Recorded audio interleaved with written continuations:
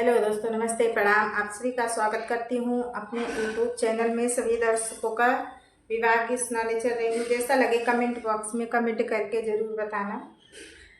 पतरा ही राम पतरा कारी हाइया जई के ठाड़ा भये बनिया दुकान जी।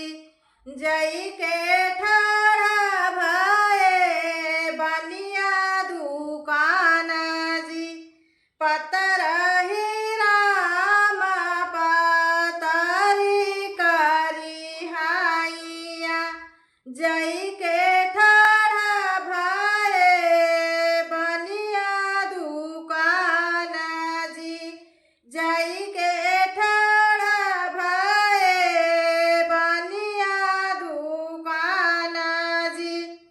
काऊ तू ही ले बरामा खयरा सो ले बरामा मघैया ढोली पान की तू ही ले बरामा मघैया ढोली पान जी।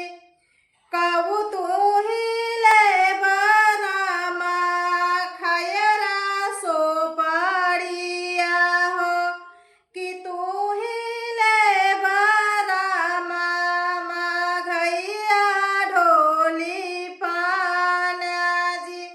कि तू ही ले बरामा मघैया ढोली पान जी। नहीं हमले बैबानी खयरा सो पड़िया हो।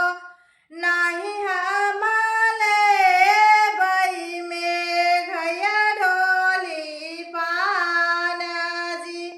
नहीं हमले बई में घैया ढोली पान जी। नहीं हमले बैमाल बानी खयरा सो पड़िया हो। नहीं हमले बई में घैया ढोली पान जी। नहीं हमले बई में घैया ढोली पान जी। हम तो जले बई बानी मांगी के से नूरावा हो। सीता बहन हम जाब जी। सीता बहन हम जाब जी। हम तो जले बई बानी मांगी के से नूरावा हो। सीता बियाहन हम जाब जी। सीता बियाहन हम जाब जी। शुभ का सेनुरवा बनिया राम जे थाम हावे। दाहिने बाएं लगी गए काखी जी। दाहिने बाएं लगी गए काख जी। बनिया राम के थाम हावे। दाहिने